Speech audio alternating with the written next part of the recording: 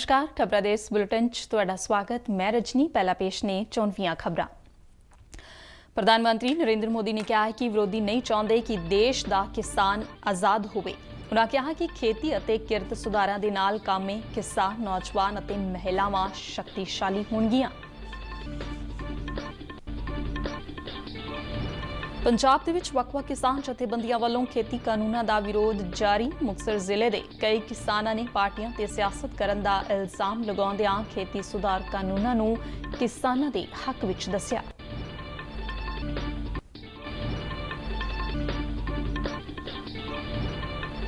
ਰੋਪੜ ਜ਼ਿਲ੍ਹੇ ਦੇ ਕਿਸਾਨਾਂ ਨੇ ਸਰਕਾਰ ਵੱਲੋਂ ਨਿਰਧਾਰਿਤ ਤਾਰੀਖ ਤੋਂ 4 ਦਿਨ ਪਹਿਲਾਂ ਮੰਡੀਆਂ ਦੇ ਵਿੱਚ ਝੋਨੇ ਦੀ ਖਰੀਦ ਸ਼ੁਰੂ ਕਰਨ ਦਾ ਕੀਤਾ ਸਵਾਗਤ। ਪੰਜਾਬ ਦੇ ਮੁੱਖ ਮੰਤਰੀ ਕੈਪਟਨ ਅਮਰਿੰਦਰ ਸਿੰਘ ਨੇ ਖੇਤੀ ਸੁਧਾਰ ਕਾਨੂੰਨਾਂ ਦਾ ਵਿਰੋਧ ਕਰ ਰਹੇ ਕਿਸਾਨਾਂ ਨੂੰ ਪੂਰਨ ਸਮਰਥਨ ਦਾ ਭਰੋਸਾ ਦਿੰਦਿਆਂ ਇਨ੍ਹਾਂ ਕਾਨੂੰਨਾਂ ਬਾਰੇ ਅਗਲੀ ਰਣਨੀਤੀ ਤੈਅ ਕਰਨ ਦੇ ਲਈ ਪੰਜਾਬ ਵਿਧਾਨ ਸਭਾ ਦਾ ਵਿਸ਼ੇਸ਼ ਸੈਸ਼ਨ ਸੱਦੇ ਜਾਣ ਦੀ ਗੱਲ ਕਹੀ। ਭਾਰਤ ਨੇ ਚੀਨ ਦੀ 1959 ਵਾਲੀ ਅਸਲ ਕੰਟਰੋਲ ਰੇਖਾ ਬਾਰੇ ਧਾਰਨਾ ਕੀਤੀ ਰੱਦ। ਚੀਨ ਕੰਟਰੋਲ ਰੇਖਾ ਨੂੰ ਇੱਕ ਤਰਫਾ ਪਰਿਭਾਸ਼ਿਤ ਨਾ ਕਰੇ। ਪੰਜਾਬ ਦੇ ਵਿੱਚ ਕੋਰੋਨਾ ਤੋਂ ਸਿਹਤਯਾਬ ਹੋਣ ਵਾਲਿਆਂ ਦਾ ਆંકੜਾ 92,277 ਤੇ ਪੁੱਜਾ। ਪੁਸ਼ਟੀ ਵਾਲੇ ਕੁੱਲ ਕੇਸਾਂ ਦੀ ਗਿਣਤੀ 1,12,460 ਹੋ ਗਈ ਹੈ। ਉੱਘੇ ਫਿਲਮ ਨਿਰਦੇਸ਼ਕ ਸ਼ੇਖਰ ਕਪੂਰ ਫਿਲਮ ਤੇ ਟੈਲੀਵਿਜ਼ਨ ਇੰਸਟੀਚਿਊਟ ਆਫ ਇੰਡੀਆ ਦੇ ਨਵੇਂ ਪ੍ਰਧਾਨ ਨਿਯੁਕਤ। ਤੇ ਹੁਣ ਖਬਰਾਂ ਵਿਸਥਾਰ ਨਾਲ। ਪ੍ਰਧਾਨ ਮੰਤਰੀ ਨਰਿੰਦਰ ਮੋਦੀ ਨੇ ਖੇਤੀ ਸੁਧਾਰ ਕਾਨੂੰਨਾਂ ਬਾਰੇ ਵਿਰੋਧੀ ਪਾਰਟੀਆਂ ਦੇ ਵਤੀਰੇ ਤੇ ਟਿੱਪਣੀ ਕਰਦਿਆਂ ਕਿਹਾ ਕਿ ਉਨ੍ਹਾਂ ਦੀ ਸਿਆਸਤ ਵਿਰੋਧ ਦੀ ਬੁਨਿਆਦ ਤੇ ਆਧਾਰਿਤ ਹੈ। ਉੱਤਰਾਖੰਡ ਦੇ ਵਿੱਚ ਨਮਾਮੀ ਗੰਗੇ ਮਿਸ਼ਨ ਤਹਿਤ 6 ਮੇਗਾ ਪ੍ਰੋਜੈਕਟਾਂ ਦੇ ਉਦਘਾਟਨ ਮਗਰੋਂ ਨਰਿੰਦਰ ਮੋਦੀ ਨੇ ਕਿਹਾ ਕਿ ਵਿਰੋਧੀ ਇਹ ਨਹੀਂ ਚਾਹੁੰਦੇ ਕਿ ਇਸ ਦੇਸ਼ ਦਾ ਕਿਸਾਨ ਆਜ਼ਾਦ ਹੋਵੇ। ਕਿਸਾਨਾਂ ਨੂੰ ਘੱਟੋ-ਘੱਟ ਸਮਰਥਨ ਮੁੱਲ ਦੀ ਗਰੰਟੀ ਅਤੇ ਖੇਤੀ ਉਪਜ ਦੀ ਸਰਕਾਰੀ ਖਰੀਦ ਜਾਰੀ ਰੱਖਣ ਦਾ ਭਰੋਸਾ ਦਿੰਦਿਆਂ ਮੋਦੀ ਨੇ ਕਿਹਾ ਕਿ ਵਿਰੋਧੀ ਪਾਰਟੀਆਂ ਨੂੰ ਹੁਣ ਲੋਕਾਂ ਦੇ ਵਿੱਚ ਜਾ ਕੇ ਝੂਠ ਫੈਲਾਉਣ ਦੀ ਆਦਤ ਛੱਡ ਦੇਣੀ ਚਾਹੀਦੀ ਹੈ। ਪ੍ਰਧਾਨ ਮੰਤਰੀ ਨੇ ਦੁਹਰਾਇਆ ਕਿ ਵਿਚੋਲਿਆਂ ਦੇ ਖਤਮ ਹੋਣ ਕਾਰਨ ਕਾਲੇ ਧਨ ਦੀ ਕਮਾਈ ਬੰਦ ਹੋਣ ਦਾ ਖਦਸ਼ਾ ਵਿਰੋਧੀ ਪਾਰਟੀਆਂ ਨੂੰ ਪਰੇਸ਼ਾਨ ਕਰ ਰਿਹਾ ਹੈ। ਉਨ੍ਹਾਂ ਕਿਹਾ ਕਿ 3 ਨਵੇਂ ਖੇਤੀ ਕਾਨੂੰਨਾਂ ਦਾ ਉਦੇਸ਼ ਕਿਸਾਨਾਂ ਨੂੰ ਦੇਸ਼ ਦੇ ਵਿੱਚ ਕਿਤੇ ਵੀ ਆਪਣੀ ਉਪਜ ਵੇਚਣ ਦੀ ਆਜ਼ਾਦੀ ਦਿੰਦਾ ਹੈ। ਨਰਿੰਦਰ ਮੋਦੀ ਨੇ ਕਿਹਾ ਕਿ ਖੇਤੀ ਅਤੇ ਕਿਰਤ ਸੁਧਾਰਾਂ ਦੇ ਨਾਲ ਕਾਮੇ ਕਿਸਾਨ, ਨੌਜਵਾਨ ਤੇ ਮਹਿਲਾਵਾਂ ਸ਼ਕਤੀਸ਼ਾਲੀ ਹੋਣਗੀਆਂ। केंद्र सरकार किसानों को उनके अधिकार दे रही है तो भी ये लोग विरोध पर उतर आए हैं। ये लोग चाहते हैं कि देश का किसान खुले बाजार में अपनी उपज नहीं बेच पाए। ये लोग चाहते हैं कि किसान की गाड़ियां जब्त होती रहें, उनसे वसूली होती रहें, उनसे कम कीमत पर अनाज खरीदकर बिचौलिए मुनाफा कमाते रहें। ये किसान की आजादी का विरोध कर रहे हैं।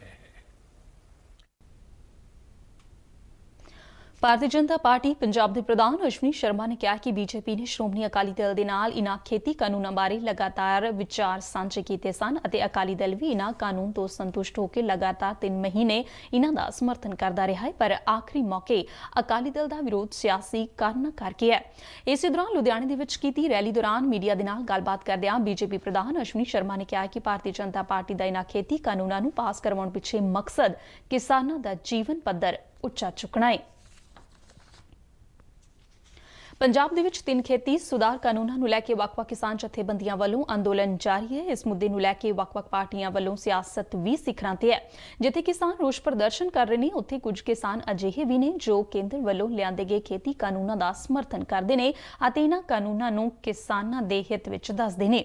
ਮੁਕਤਸਰ ਜ਼ਿਲ੍ਹੇ ਦੇ ਇੱਕ ਕਿਸਾਨ ਜਗਦੇਵ ਸਿੰਘ ਦਾ ਕਹਿਣਾ ਹੈ ਕਿ ਜੇ ਕੇਂਦਰ ਸਰਕਾਰ ਨੇ ਸਪਸ਼ਟ ਕਰ ਦਿੱਤਾ ਹੈ ਕਿ MSP ਖਤਮ ਨਹੀਂ ਹੋਵੇਗੀ ਅਤੇ ਨਾ ਹੀ ਮੰਡੀਆਂ ਖਤਮ ਹੋਣਗੀਆਂ ਤਾਂ ਫਿਰ ਵਿਰੋਧ ਦਾ ਕੋਈ ਤੁਕ ਨਹੀਂ ਬਣਦਾ। ਉਹਨਾਂ ਦਾ ਕਹਿਣਾ ਹੈ ਕਿ ਕੁਝ ਸ਼ਕਤੀਆਂ ਇਨ੍ਹਾਂ ਕਾਨੂੰਨਾਂ ਬਾਰੇ ਗੁੰਮਰਾਹਕੁਨ ਪ੍ਰਚਾਰ ਕਰ ਰਹੀਆਂ ਨੇ।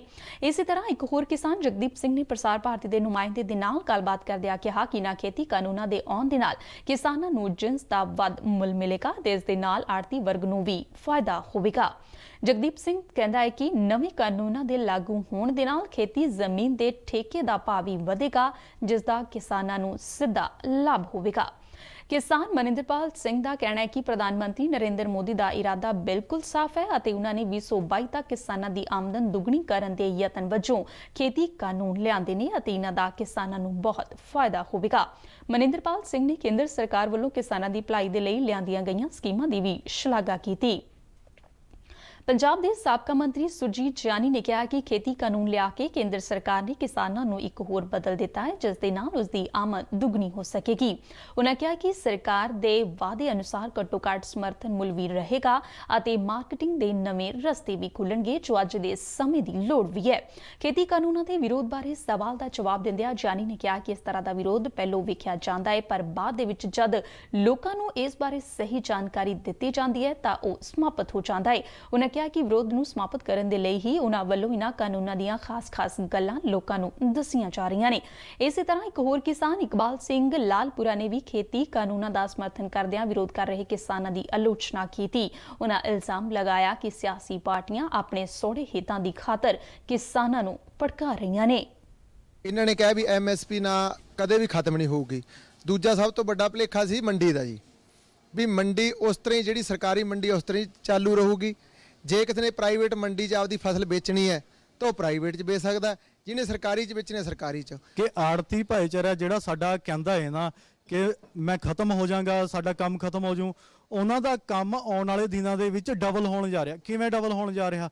ਇੱਕ ਤਾਂ ਮੰਡੀਕਰਨ ਦੇ ਵਿੱਚ ਉਹਨਾਂ ਦੀ ਦੁਕਾਨ ਹੋਣੀ ਹੈ ਮੰਡੀ ਦੇ ਅੰਦਰ, ਦੂਜੀ ਦੁਕਾਨ ਉਹਨਾਂ ਦੀ ਓਪਨ ਮੰਡੀ ਦੇ ਵਿੱਚ ਬਾਹਰ ਹੋ ਜਾਣੀ ਹੈ। ਇੱਕ ਦਾ ਨਾਮ ਮੈਂ ਐਗਜ਼ਾਮਪਲ ਦੇ ਤਰ੍ਹਾਂ ਦਿੰਦਾ ਜੀ, ਕਿਸੇ ਦਾ ਸ਼ਾਮ ਲਾਲ ਹੈ ਜੀ ਅੰਦਰ, ਠੀਕ ਹੈ, ਅੰਦਰ ਜਿਹਨੂੰ ਦਿਲ ਕਰਦਾ ਐਮਐਸਪੀ ਤੇ ਫਸਲ ਸੁੱਟਣੀ ਆ ਉਹ ਉੱਥੇ ਹੀ ਸੁੱਟ ਰਿਹਾ। ਅੱਗੇ ਨੂੰ ਮੁੰਡਾ ਬੈਠਿਆ ਰਾਮ ਲਾਲ, ਉਹ ਬਾਹਰ ਮੰਡੀ ਉੱਥੋਂ ਖਰੀਦ ਰਿਹਾ। ਆੜਤੀਆਂ ਦਾ ਵੀ ਇਹਦੇ ਵਿੱਚ ਫਾਇਦਾ ਹੀ ਫਾਇਦਾ ਹੈ, ਨੁਕਸਾਨ ਕੋਈ ਨਹੀਂ ਹੈਗਾ। ਤੇ ਇਸ ਜਿਹੜੀ ਆਰਡੀਨੈਂਸ ਹੈ ਇਹਦੇ ਵਿੱਚ ਮਾਰਕੀਟ ਹੋਣੀ ਹੈ। ਇਹਦੇ ਵਿੱਚ ਜਿਹੜੇ ਕਈ ਲੋਕ ਸੰਸ਼ਾ ਕਰਦੇ ਆ ਵੀ ਸਾਡਾ ਕੀ ਬਣੇਗਾ। ਦੇਖੋ ਇਹਦੇ ਵਿੱਚ ਟਰਾਂਸਪੋਰਟ ਜਿਹੜੇ ਟਰੱਕਾਂ ਵਾਲੇ ਹੈ, ਟਰਾਂਸਪੋਰਟ ਦਾ ਇੰਨਾ ਕੰਮ ਵੱਧ ਜਾਣਾ ਹੈ। ਤੁਸੀਂ ਕਹਿੰਦੇ ਐਮਐਸਪੀ ਜਿਹੜੀ ਕਣਕ ਦੀ ਗੱਲ ਹੈ, ਦੱਸੋ 4-4.5 ਸਾਲ ਦਾ ਸਟਾਕ ਅੱਜ ਪਿਆ, ਅੱਜ ਸਾਨੂੰ ਰੱਖਣ ਨੂੰ ਦਿੱਕਤ ਹੋ ਰਹੀ ਹੈ। ਇਹਨੂੰ ਕਿੱਥੇ ਰੱਖੀਏ? ਠੀਕ ਐਮਐਸਪੀ ਜਾਰੀ ਰਹੇਗੀ, ਜਿਹਨੇ ਵੇਚਣਾ ਵੇਚੋ, ਪਰ ਮੈਂ ਕਹਿਣਾ ਚਾਹੁੰਦਾ ਤੁਹਾਡੇ ਰਾਹੀਂ ਲੋਕਾਂ ਨੂੰ ਜਿਹੜੇ ਸੁਣਦੇ ਆ ਕਿ ਇਸ ਆਰਡੀਨੈਂਸ ਦਾ ਵਿਰੋਧ ਨਾ ਕਰੋ। ਇਹਦਾ ਵਿਰੋਧ ਕਰਨਾ ਆਪਦੇ ਪੈਰਾਂ ਤੇ ਕੁਹਾੜੀ ਮਾਰਨਾ ਹੈ। ਮੈਂ ਕਿਸਾਨ ਹਾਂ। ਜਿਹੜੀ ਐਮਐਸਪੀ ਜਿਹੜੀ ਬਿਲਕੁਲ ਨਹੀਂ ਖਤਮ ਕੀਤੀ ਜਾਣੀ, ਨਾ ਮੰਡੀਆਂ ਖਤਮ ਹੋਣੀਆਂ, ਨਾ ਕੋਈ ਖਰੀਦ ਖਤਮ ਹੋਣੀ ਹੈ। ਸੋ ਜਿਹੜੇ ਲੋਕ ਨੇ ਉਹ ਗਲਤ ਪ੍ਰਚਾਰ ਕਰ ਰਹੇ ਨੇ। ਜੋ ਆਪਾਂ ਕਹਿਣ ਨੂੰ ਕਿ ਆਪਾਂ ਰਾਈਸ ਨੂੰ ਅਸੀਂ ਕੀ ਕਹਿ ਸਕਦੇ ਸੀਗੇ, ਆਪਾਂ ਵਾਟਰ ਐਕਸਪੋਰਟ ਕਹਿ ਦਿੰਦੇ ਆ, ਕਿਉਂਕਿ ਬੜੇ ਮੁਲਕਾਂ ਨੇ ਛੱਡਤੇ, ਪਰ ਅਸੀਂ ਝੋਨਾ ਲਾ ਰਹੇ ਸੀਗੇ। ਉਸ ਦੇ ਥਾਂ ਤੇ ਸਾਨੂੰ ਜੇ ਕੋਈ ਚੰਗਾ ਬਦਲ, ਚੰਗੀਆਂ ਕੰਪਨੀਆਂ ਆ ਕੇ ਲੈ ਕੇ ਜਾਣਗੀਆਂ ਤੇ ਇਹ ਸਾਡੇ ਵਾਸਤੇ ਬਹੁਤ ਵਧੀਆ ਇਹ ਉਪਰਾਲਾ ਹੈ। ਤੇ ਇਹ ਰੈਵੋਲੂਸ਼ਨਰੀ ਇੱਕ ਬਿੱਲ ਹੈਗੇ ਇਹ ਤਿੰਨੇ ਜੇ ਇਕੱਠੇ ਆਉਂਦੇ ਤਾਂ ਹੀ ਉਸ ਦਾ ਫਾਇਦਾ ਹੋਣਾ ਸੀਗਾ। ਮੈਂ ਪਹਿਲਾਂ ਵੀ ਆਪਾਂ ਗੱਲ ਕੀਤੀ ਸੀ ਕਈ ਥਾਵਾਂ ਦੇ ਉੱਤੇ, ਜੇ ਇੱਕ ਸਿੰਗਲ ਬਿੱਲ ਚੇਂਜ ਆਉਂਦਾ ਸੀਗਾ। ਸੈਕੰਡ ਕੀ ਹੈ ਵੀ ਕਿਸਾਨ ਨੂੰ ਉਹਦੀ ਫਸਲ ਦਾ ਰੇਟ ਉਸੇ ਦਿਨ ਹੀ ਮਿਲ ਜਾਊਗਾ। ਬਈ ਦੋ ਜਾਂ ਬੜੇ ਹੀ ਟਫ ਵੀ ਆਪਾਂ ਕਹਿ ਸਕਦੇ ਕਿਸੇ ਸਰਕਮਸਟੈਂਸਿਸ ਦੇ ਵਿੱਚ 3 ਦਿਨ ਪੈ ਸਕਦੇ, ਨਹੀਂ ਤਾਂ ਕਿਸਾਨ ਦੇ ਅਕਾਊਂਟ ਦੇ ਵਿੱਚ ਉਸੇ ਦਿਨ ਇਹ ਫਸਲ ਦੇ ਪੈਸੇ ਚਲੇ। ਸਰਕਾਰ ਵੱਲੋਂ ਇਸ ਵਾਰ ਝੋਨੇ ਦੀ ਖਰੀਦ 4 ਦਿਨ ਪਹਿਲਾਂ ਹੀ ਸ਼ੁਰੂ ਕਰ ਦਿੱਤੀ ਗਈ ਹੈ। ਆਮ ਤੌਰ ਤੇ ਝੋਨੇ ਦੀ ਖਰੀਦ ਦਾ ਕੰਮ 1 ਅਕਤੂਬਰ ਤੋਂ ਸ਼ੁਰੂ ਹੁੰਦਾ ਹੈ, ਪਰ ਇਸ ਵਾਰ ਕੇਂਦਰ ਸਰਕਾਰ ਵੱਲੋਂ 27 ਸਤੰਬਰ ਤੋਂ ਹੀ ਝੋਨੇ ਦੀ ਖਰੀਦ ਦਾ ਐਲਾਨ ਕਰ ਦਿੱਤਾ ਗਿਆ। ਰੋਪੜ ਜ਼ਿਲ੍ਹੇ ਦੀਆਂ ਮੰਡੀਆਂ ਦੇ ਵਿੱਚ ਖਰੀਦ ਦੇ ਅਗਾਊ ਐਲਾਨ ਤੋਂ ਬਾਅਦ ਝੋਨਾ ਆਉਣਾ ਸ਼ੁਰੂ ਹੋ ਗਿਆ ਹੈ। ਪਹਿਲੇ 2 ਦਿਨਾਂ ਦੌਰਾਨ ਜ਼ਿਲ੍ਹੇ ਦੀਆਂ ਮੰਡੀਆਂ ਦੇ ਵਿੱਚ 615 ਟਨ ਝੋਨੇ ਦੀ ਆਮਦ ਹੋਈ ਅਤੇ ਸਾਰੀ ਹੀ ਖਰੀਦ ਸਰਕਾਰੀ ਏਜੰਸੀਆਂ ਵੱਲੋਂ ਕੀਤੀ ਗਈ। ਕਿਸਾਨਾਂ ਨੇ ਖਰੀਦ ਪਹਿਲਾਂ ਸ਼ੁਰੂ ਕਰਨ ਦੇ ਸਰਕਾਰ ਦੇ ਫੈਸਲੇ ਦਾ ਸਵਾਗਤ ਕੀਤਾ। ਆੜ੍ਹਤੀਆਂ ਨੇ ਵੀ ਇਸ ਨੂੰ ਇੱਕ ਵਧੀਆ ਕਦਮ ਦੱਸਿਆ। ਰੂਪਨਗਰ ਦੀ ਅਨਾਜ ਮੰਡੀ ਦੇ ਵਿੱਚ ਇੱਕ ਆੜ੍ਹਤੀ ਸੁਤੰਤਰ ਸ਼ਰਮਾ ਨੇ ਕਿਹਾ ਕਿ ਜਿਹੜੇ ਕਿਸਾਨਾਂ ਦੀ ਫਸਲ ਪਹਿਲਾਂ ਤਿਆਰ ਹੋ ਚੁੱਕੀ ਸੀ, ਉਹ ਕਿਸਾਨ ਜਲਦੀ ਫਸਲ ਵੇਚ ਕੇ ਫਾਰਗ ਹੋ ਜਾਣਗੇ। ਉਨ੍ਹਾਂ ਕਰੋਨਾ ਦੇ ਇਸ ਦੌਰ ਦੇ ਵਿੱਚ ਇਸ ਨੂੰ ਇੱਕ ਵਧੀਆ ਕਦਮ ਦੱਸਦਿਆਂ ਕਿਉਂਕਿ ਜਲਦੀ ਖਰੀਦ ਸ਼ੁਰੂ ਹੋਣ ਦੇ ਨਾਲ ਮੰਡੀਆਂ ਵਿੱਚ ਕਿਸਾਨਾਂ ਦੀ ਭੀੜ ਨਹੀਂ ਵਧੇਗੀ। ਇਹਦਾ ਸਭ ਤੋਂ ਵਧੀਆ ਪੋਜ਼ਿਟਿਵ ਪੁਆਇੰਟ ਤਾਂ ਇਹੀ ਹੈ, ਕੁਝ ਫਸਲ ਅਗੇਤੀ ਆ ਪੱਕ ਚੁੱਕੀ ਸੀ ਕਿਉਂਕਿ ਮੌਸਮ ਠੀਕ ਰਿਹਾ, ਮੌਸਮ ਦੇ ਹਾਲਾਤ ਠੀਕ ਰਹੇ, ਉਹਨਾਂ ਕਰਕੇ ਕੁਝ ਮੌਸਮ ਛੇਤੀ ਪੱਕ ਚੁੱਕੀ ਸੀ। ਜ਼ਿਮੀਦਾਰ ਆਪਣੀ ਪੱਕੀ ਵੀ ਫਸਲ ਨੂੰ ਨਾਲ ਦੀ ਨਾਲ ਸੰਭਾਲ ਰਿਹਾ, ਇਹ ਉਹਦਾ ਫਾਇਦਾ, ਬਹੁਤ ਬੜਾ ਫਾਇਦਾ। ਇਹਦੇ ਨਾਲ ਜ਼ਿਮੀਦਾਰ ਦੀ ਕੁਛ ਨਾ ਕੁਛ ਸੈਟੀਸਫੈਕਸ਼ਨ ਹੈ। ਜ਼ਿਲ੍ਹੇ ਦੀਆਂ ਮੰਡੀਆਂ ਦੇ ਵਿੱਚ ਆਪਣੀ ਫਸਲ ਲੈ ਕੇ ਆਏ ਕਿਸਾਨ ਸੁਰਿੰਦਰ ਸਿੰਘ, ਕਰਮ ਸਿੰਘ ਅਤੇ ਇੰਦਰਜੀਤ ਸਿੰਘ ਨੇ ਵੀ ਸਰਕਾਰ ਦੇ ਫੈਸਲੇ ਦਾ ਸਵਾਗਤ ਕੀਤਾ। ਇਹਦੇ ਨਾਲ ਬਹੁਤ ਫਾਇਦਾ ਹੋਊਗਾ ਜੀ। 4 ਦਿਨ ਪਹਿਲਾਂ ਦੀਆਂ ਤਾਂ ਟਰਾਲੀਆਂ ਅੰਦਰ ਭਰ ਕੇ ਖੜਾਈਆਂ ਸੀਗੀਆਂ, ਤੁਸੀਂ ਖਾਲੀ ਮਤਲਬ ਘਰ ਅਨਲੋਡ ਕਰਕੇ ਰੱਖੀਆਂ ਸੀਗੀਆਂ, ਹੁਣ ਦੁਬਾਰਾ ਲੋਡ ਕਰਕੇ ਲਿਆਏ। ਹੁਣ ਫਸਲ ਜਿਹੜੇ ਜਿਸ ਤਰ੍ਹਾਂ ਆਲੂ ਵਗੈਰਾ ਹੁਣ ਟਾਈਮ ਨਾਲ ਲੱਗ ਜਾਣਾ, ਇਹਦੇ ਨਾਲ ਸਾਨੂੰ ਫਾਇਦਾ ਹੋਊਗਾ। ਖਰੀਦ ਨਾ ਸ਼ੁਰੂ ਕਰਦੇ ਜੀ ਤਾਂ ਝੋਨਾ ਬਹੁਤ ਡਿੱਗ ਜਾਣਾ ਤਾਂ ਜ਼ਿਮੀਦਾਰ ਦਾ ਬਹੁਤ ਨੁਕਸਾਨ ਹੋਣਾ ਤਾਂ ਝੋਨਾ ਸੁੱਕ ਗਿਆ ਸੀਗਾ। ਮੰਡੀ ਖਰੀਦ ਕਹਿੰਦੇ ਪਹਿਲੀ ਨੂੰ ਕਰਨੀ ਆ, ਜਿਹੜਾ ਝੋਨਾ ਕੱਟਿਆ ਬੱਟਿਆ ਜੇ ਵਿੱਚ ਤੋਂ ਕਾਲਾ ਹੋ ਜਾਣਾ ਤਾਂ। ਇਹ ਬਹੁਤ ਵਧੀਆ ਗੱਲ ਕਰੀ ਜਿਹੜੀ ਖਰੀਦ ਨੂੰ 4 ਦਿਨ ਪਹਿਲਾਂ ਸ਼ੁਰੂ ਕਰਤੀ ਜੀ। ਪੰਜਾਬ ਦੇ ਮੁੱਖ ਮੰਤਰੀ ਕੈਪਟਨ ਅਮਰਿੰਦਰ ਸਿੰਘ ਨੇ ਖੇਤੀ ਸੁਧਾਰ ਕਾਨੂੰਨਾਂ ਨੂੰ ਲੈ ਕੇ ਵਿਰੋਧ ਕਰ ਰਹੇ ਕਿਸਾਨਾਂ ਨੂੰ ਪੂਰਨ ਸਮਰਥਨ ਦਾ ਵਾਅਦਾ ਕੀਤਾ ਹੈ। ਚੰਡੀਗੜ੍ਹ ਦੇ ਵਿੱਚ 31 ਕਿਸਾਨ ਜਥੇਬੰਦੀਆਂ ਦੇ ਨੁਮਾਇੰਦਿਆਂ ਦੇ ਨਾਲ ਮੀਟਿੰਗ ਦੌਰਾਨ ਮੁੱਖ ਮੰਤਰੀ ਨੇ ਕਿਹਾ ਹੈ ਕਿ ਇਸ ਔਖੇ ਸਮੇਂ ਦੇ ਵਿੱਚ ਉਹ ਪੂਰੀ ਤਰ੍ਹਾਂ ਕਿਸਾਨਾਂ ਦੇ ਨਾਲ ਨੇ। ਉਹਨਾਂ ਭਰੋਸਾ ਦਿਵਾਇਆ ਹੈ ਕਿ ਉਹ ਇਨ੍ਹਾਂ ਕਥਿਤ ਕਾਲੇ ਕਾਨੂੰਨਾਂ ਵਿਰੁੱਧ ਹਰ ਸੰਭਵ ਕਦਮ ਚੁੱਕਣਗੇ। ਮੁੱਖ ਮੰਤਰੀ ਨੇ ਕਿਹਾ ਹੈ ਕਿ ਉਹ ਅਗਲੀ ਰਣਨੀਤੀ ਤਿਆਰ ਕਰਨ ਦੇ ਲਈ ਪੰਜਾਬ ਵਿਧਾਨ ਸਭਾ ਦਾ ਵਿਸ਼ੇਸ਼ ਸੈਸ਼ਨ ਸੱਦਣਗੇ ਅਤੇ ਖੇਤੀ ਸੁਧਾਰ ਕਾਨੂੰਨਾਂ ਦੇ ਮੁੱਦੇ ਤੇ ਆਪਣੀ ਕਾਨੂੰਨੀ ਟੀਮ ਦੇ ਨਾਲ ਚਰਚਾ ਵੀ ਕਰਨਗੇ, ਜਿਸ ਦੌਰਾਨ ਇਨ੍ਹਾਂ ਕਾਨੂੰਨਾਂ ਨੂੰ ਸੁਪਰੀਮ ਕੋਰਟ ਵਿੱਚ ਚੁਣੌਤੀ ਦੇਣ ਬਾਰੇ ਵਿਚਾਰ ਕੀਤਾ ਜਾਵੇਗਾ। ਇਸ ਮੀਟਿੰਗ ਦੇ ਵਿੱਚ ਆਲ ਇੰਡੀਆ ਕਾਂਗਰਸ ਕਮੇਟੀ ਦੇ ਜਨਰਲ ਸਕੱਤਰ ਅਤੇ ਪੰਜਾਬ ਇੰਚਾਰਜ ਹਰੀਸ਼ ਰਾਵਤ ਤੋਂ ਇਲਾਵਾ ਕੈਬਨਿਟ ਮੰਤਰੀ ਸੁਖਚੰਦਰ ਸਿੰਘ ਰੰਧਾਵਾ, ਗੁਰਪ੍ਰੀਤ ਸਿੰਘ ਕਾਂਗੜ, ਭਾਰਤ ਭੂਸ਼ਣ ਆਸ਼ੂ, ਵਿਧਾਨਕਾਰ ਰਾਣਾ ਸੁਰਜੀਤ ਸਿੰਘ, ਪੰਜਾਬ ਪ੍ਰਦੇਸ਼ ਕਾਂਗਰਸ ਦੇ ਮੁਖੀ ਸੁਨੀਲ ਚਾਖੜ ਤੇ ਐਡਵੋਕੇਟ ਜਨਰਲ ਅਤੁਲ ਨੰਦਾ ਵੀ ਮੌਜੂਦ ਸਨ।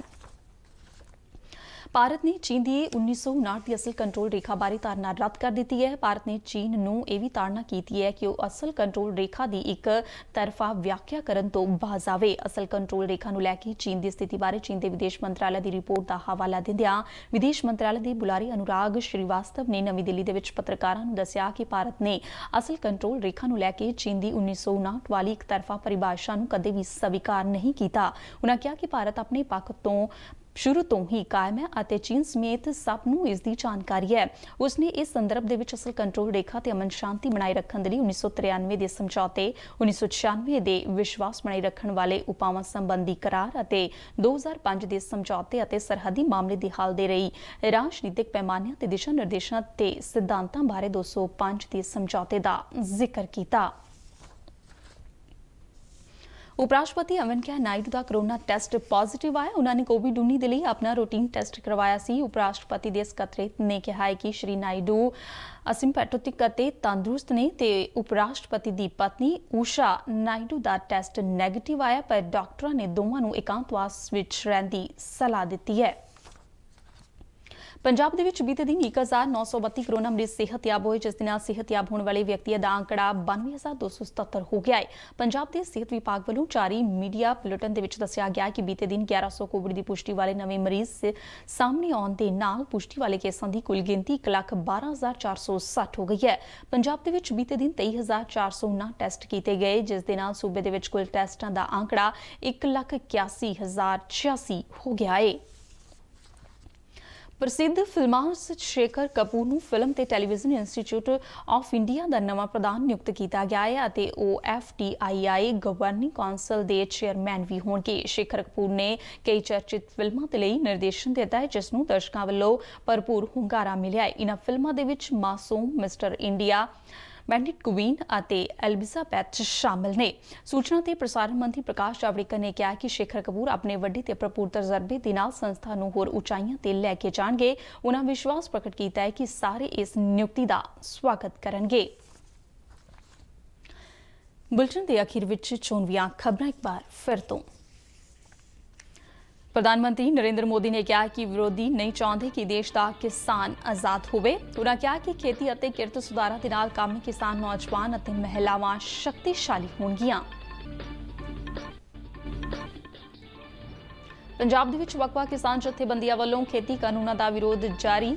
ਮੁਕਤਸਰ ਜ਼ਿਲ੍ਹੇ ਦੇ ਕਈ ਕਿਸਾਨਾਂ ਨੇ ਪਾਰਟੀਆਂ ਤੇ ਸਿਆਸਤ ਕਰਨ ਦਾ ਇਲਜ਼ਾਮ ਲਗਾਉਂਦਿਆਂ ਖੇਤੀ ਸੁਧਾਰ ਕਾਨੂੰਨਾਂ ਨੂੰ ਕਿਸਾਨਾਂ ਦੇ ਹੱਕ ਵਿੱਚ ਦੱਸਿਆ। ਰੋਪੜ ਜ਼ਿਲ੍ਹੇ ਦੇ ਕਿਸਾਨਾਂ ਨੇ ਸਰਕਾਰ ਵੱਲੋਂ ਨਿਰਧਾਰਿਤ ਤਾਰੀਖ ਤੋਂ 4 ਦਿਨ ਪਹਿਲਾਂ ਮੰਡੀਆਂ ਦੇ ਵਿੱਚ ਝੋਨੇ ਦੀ ਖਰੀਦ ਸ਼ੁਰੂ ਕਰਨ ਦਾ ਕੀਤਾ ਸਵਾਗਤ। ਪੰਜਾਬ ਦੇ ਮੁੱਖ ਮੰਤਰੀ ਕੈਪਟਨ ਅਮਰਿੰਦਰ ਸਿੰਘ ਨੇ ਖੇਤੀ ਸੁਧਾਰ ਕਾਨੂੰਨਾਂ ਦਾ ਵਿਰੋਧ ਕਰ ਰਹੇ ਕਿਸਾਨਾਂ ਨੂੰ ਪੂਰਨ ਸਮਰਥਨ ਦਾ ਭਰੋਸਾ ਦਿੰਦਿਆਂ ਇਨ੍ਹਾਂ ਕਾਨੂੰਨਾਂ ਬਾਰੇ ਅਗਲੀ ਰਣਨੀਤੀ ਤਿਆਰ ਕਰਨ ਦੇ ਲਈ ਪੰਜਾਬ ਵਿਧਾਨ ਸਭਾ ਦਾ ਵਿਸ਼ੇਸ਼ ਸੈਸ਼ਨ ਸੱਦੇ ਜਾਣ ਦੀ ਗੱਲ ਕਹੀ।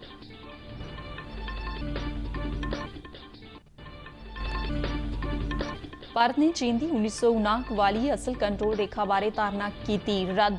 ਚੀਨ ਕੰਟਰੋਲ ਰੇਖਾ ਨੂੰ ਇੱਕ ਤਰਫਾ ਪਰਿਭਾਸ਼ਿਤ ਨਾ ਕਰੇ। ਪੰਜਾਬ ਦੇ ਵਿੱਚ ਕੋਰੋਨਾ ਤੋਂ ਸਿਹਤਯਾਬ ਹੋਣ ਵਾਲਿਆਂ ਦਾ ਅੰਕੜਾ 92,277 ਤੇ ਪੁੱਜਾ। ਪੁਸ਼ਟੀ ਵਾਲੇ ਕੁੱਲ ਕੇਸਾਂ ਦੀ ਗਿਣਤੀ 1,12,460 ਹੋ ਗਈ ਹੈ। ਉੱਘੇ ਫਿਲਮ ਨਿਰਦੇਸ਼ਕ ਸ਼ੇਖਰ ਕਪੂਰ ਫਿਲਮ ਤੇ ਟੈਲੀਵਿਜ਼ਨ ਇੰਸਟੀਚਿਊਟ ਆਫ ਇੰਡੀਆ ਦੇ ਨਵੇਂ ਪ੍ਰਧਾਨ ਨਿਯੁਕਤ। ਇਸ ਦੇ ਨਾਲ ਹੀ ਖਬਰਾਂ ਦਾ ਇਹ ਬੁਲੇਟਿਨ ਖਤਮ ਹੁੰਦਾ ਹੈ। ਨਮਸਕਾਰ।